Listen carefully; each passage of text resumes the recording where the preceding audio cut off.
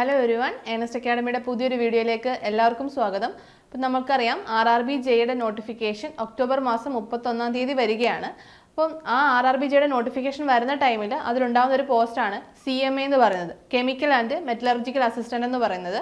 അപ്പോൾ നമ്മൾ ലാസ്റ്റ് ഒരു വീഡിയോ ചെയ്തിരുന്നു ഈ ഒരു പോസ്റ്റിനെ പറ്റി ഡീറ്റെയിൽഡ് ആയിട്ടൊരു വീഡിയോ, സിലബസും കാര്യങ്ങളും ഒക്കെ ഡിസ്കസ് ചെയ്യുന്ന ഒരു വീഡിയോ നമ്മൾ ഓൾറെഡി ചെയ്തിട്ടുണ്ടായിരുന്നു. അപ്പോൾ നമുക്കറിയാം, ഇപ്പോൾ പറഞ്ഞതുപോലെ 31-ാം തീയതിയാണ് ഇതിൻ്റെ നോട്ടിഫിക്കേഷൻ വരുന്നത്. ലെവൽ 6 പോസ്റ്റാണ്. 35,400 രൂപയാണ് ഇതിൻ്റെ ഇനിഷ്യൽ പേ ആയിട്ട് വരുന്നത്. 18 വയസ്സ് മുതൽ 33 വയസ്സ് വരെയുള്ളവർക്കാണ് ഈ ഒരു പോസ്റ്റിനായിട്ട് അപ്ലൈ ചെയ്യാൻ സാധിക്കുന്നത്.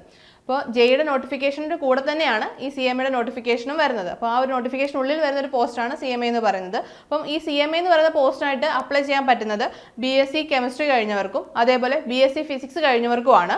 വിത്ത് മിനിമം 45% മാർക്കോടെ ആയിരിക്കണം അവർ പാസ്സായിരിക്കേണ്ടതെന്നാണ് പറയുന്നത്. അപ്പം BSc ഫിസിക്സ് കഴിഞ്ഞവർക്കും കെമിസ്ട്രി കഴിഞ്ഞവർക്കും ഉള്ള നല്ലൊരു അവസരം തന്നെയാണ് റെയിൽവേയിൽ RRB CMA പോസ്റ്റ് എന്ന് പറയുന്നത്. അപ്പം നമ്മുടെ ഏണസ്റ്റ് അക്കാഡമിയിൽ ഇതിൻ്റെ കോഴ്സ് ഉണ്ടോയെന്ന് നമ്മളോട് ഒരുപാട് സ്റ്റുഡൻസ് ചോദിച്ചിരുന്നു. നമ്മൾ ലാസ്റ്റ് വീഡിയോ ചെയ്ത ടൈമിൽ നമ്മുടെ കോഴ്സിനെ പറ്റി ഒരുപാട് സ്റ്റുഡൻസ് എൻക്വയറി ചെയ്തിരുന്നു. അപ്പോൾ നമ്മൾ ഇതിൻ്റെ കോഴ്സ് ഒഫീഷ്യലി നമ്മൾ ലോഞ്ച് ചെയ്തിരിക്കുകയാണ് RRB CMAയുടെ. അപ്പോൾ നിങ്ങൾക്ക് ലൈവ് പ്ലസ് റെക്കോർഡഡ് ക്ലാസ്സസ് ആയിരിക്കും കിട്ടുക.